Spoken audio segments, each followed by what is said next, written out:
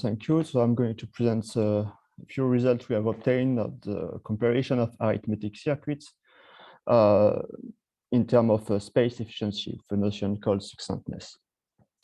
So just to describe the object we are working on, the arithmetic circuits for us, these are acyclic computation graph whose gates are plus gates or product gates, and they compute real valued functions whose inputs are 0, 1 variables, and the input of the circuits are also 0, 1 variables or their complements, or constant real valued constant.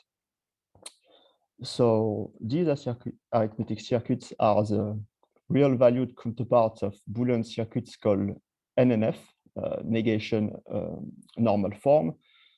Basically the same, but instead of plus gates, you get OR gates. Instead of products, you get AND gates. And instead of real valued constants, you get 0, 1 constants, the Boolean. So the thing is that for NNF circuits, we have a collection of properties, and we know that if we enforce such and such property, we know that some operations that are usually untractable become tractable. And the same thing has been studied also for arithmetic circuits, but for NNF circuits, we systematically try to compare the classes of circuits we obtain by enforcing different properties. And this is not so systematic for arithmetic circuits. So we thought that we would like to draw what we call a succinct map to remedy to this problem, if we say. So I'm going to introduce the property that we are looking at, but first we are looking at arithmetic circuits that compute non-negative function. And there is one way to do this is that we look at monotone arithmetic circuits in which we force all real valued inputs, real valued constants to be non-negative. So it will compute something which is positive. And the other way but that's not necessary. We can look at circuits that have negative constant inputs, but still compute non-negative functions. These will be positive arithmetic circuits. Basically, the difference is that in a positive arithmetic circuit, there is a third operation, which is the subtraction hidden with this negative constant. Now, for the properties which are shared by both NNF circuits and arithmetic circuits, we got 4 of them in this talk. Decomposability, which means that for all product gate, the input circuits must share no variables. If I get a variable under C1, it will not appear in C2, and vice versa. The weak decomposability is a soft version of this, in which the input circuit of a product gates can share some variables, but the variables that are shared must only appear positively or negatively in both subcircuits.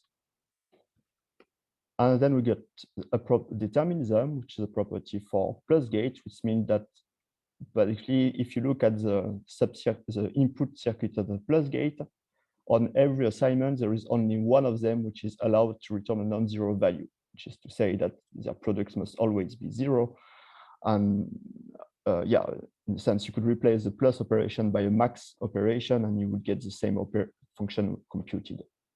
Finally, smoothness is stating that for the plus gate, you want the subcircuits to add the same variables. So here, for instance, this plus gate would not be smooth because on the left, you got a subcircuit with variable x2. On the right, you got subcircuit with no variable at all, which is not good for us. All right, so we got 4 combinations: decomposability, the weak variant, smoothness, and determinism.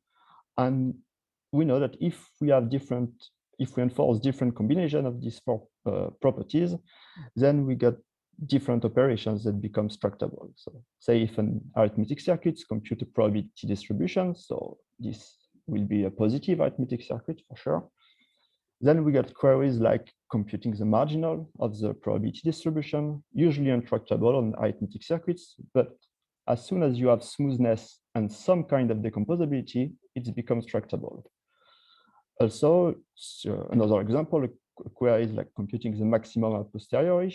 I'm not going to describe what it is, but just I recall that this isn't tractable unless we have determinism and some kinds of decomposability as well. So I'm not so knowledgeable about all the queries for arithmetic AC. I'm more versed into NNF circuits, but what I can say is that for all operations that we are looking at, we must have a kind of decomposability which is enforced for circuits. So if we look at classes of monotone AC or positive AC, we'll write a capital D before the name of the classes to say that all the circuits of the classes enforce decomposability, and W capital D for weak decomposability. Then our circuits can also implement smoothness. So in which case we put a little S in front of the name of the class, and they may not implement smoothness if we want. And they can implement determinism or not. And in this case, we'll put a little D. So here, for instance, we got the class of NNF circuits, Boolean circuits, and whose AND gate are all weakly decomposable. Here we got the class of monotone arithmetic circuits, whose product gate are all decomposable, and whose plus gate are all smooth and deterministic. All right. Yeah, the thing is that sometimes trying to write a circuit trying to transform it from one class to another, because in the other class we got some more operation tractables, this is sometimes costly in terms of the space which will be taken for the function computed in the new class. So this is what succinctness is trying to capture. So class C1 is at least as succinct as C2, which we write like this, if all the circuits in C2 can be written in C1 without the size blowing up. In a sense, all the circuits in C2 have a reasonably small size equivalent in C1. Yeah. So we try to represent this relation in what we call a succinctness map. So here, for instance, if we got that the decomposable NNF circuits are at least as succinct as the smooth one, and vice versa. So we say that they are that the two classes are equally succinct, and we represent it in the map by drawing two lines between the classes of circuits. So we will get the same result for deterministic if we had determinism. And on the other hand, for this example, we know that deterministic decomposable NNF are also decomposable NNF. So we got DNF is at least as succinct as this one, but the converse is not true. We have functions which have small DNF circuits, but very exponentially large deterministic decomposable NNF. So we say that DNF is strictly more succinct than this one, and we draw an arrow between the two. This succinctness relation, it is transitive. So if we have here a path between this class and this class featuring an arrow, then we got an arrow between the two classes. This one's strictly less succinct than this one. And sometimes we don't even show the transitive relation because they can be inferred, and there's no point in putting more arrow in the map. Anyway, so what we wanted to do is to draw succinctness map. So yeah, between the classes of monotone,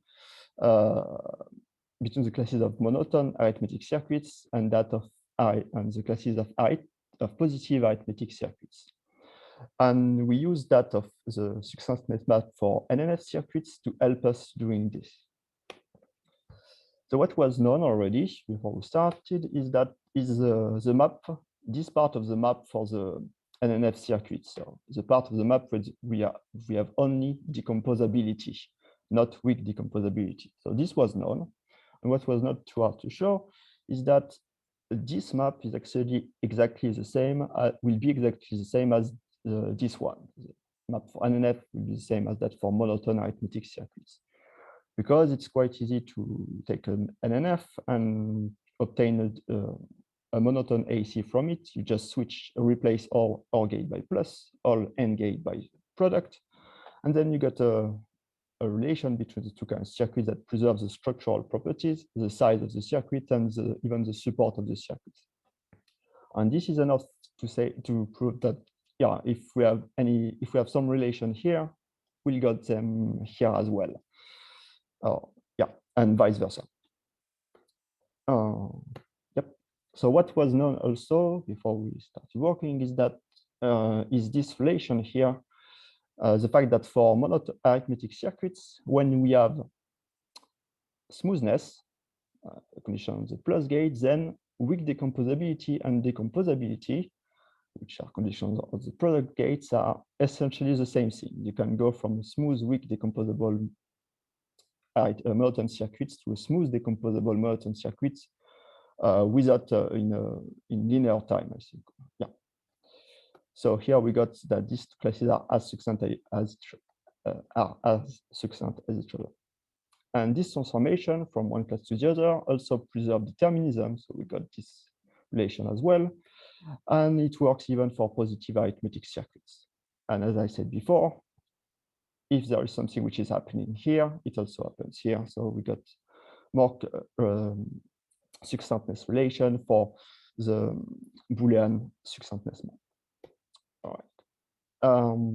Then we had to prove exponential separation between some classes of circuits that were not so much studied.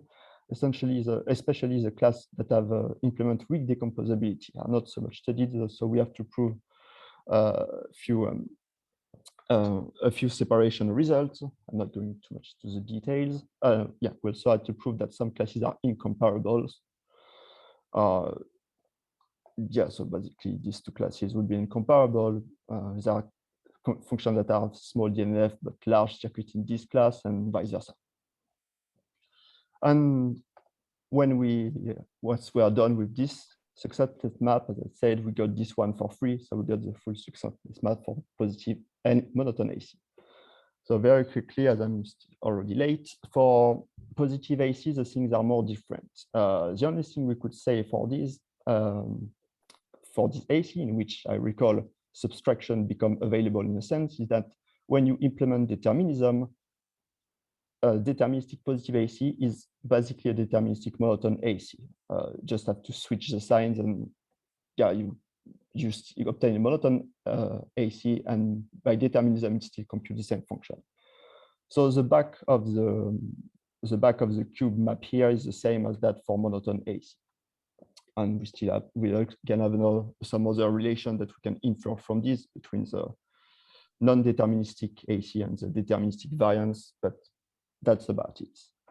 So that's where we stopped in the paper, and that's where I'm stopping in this talk. So we had a few, at least 3 relations which are unknown, and more relations which are unknown between classes of monotone and their counterpart for positive AC. So we hope the research will fuel a bit more research in that direction to fill the gap. Thank you for listening.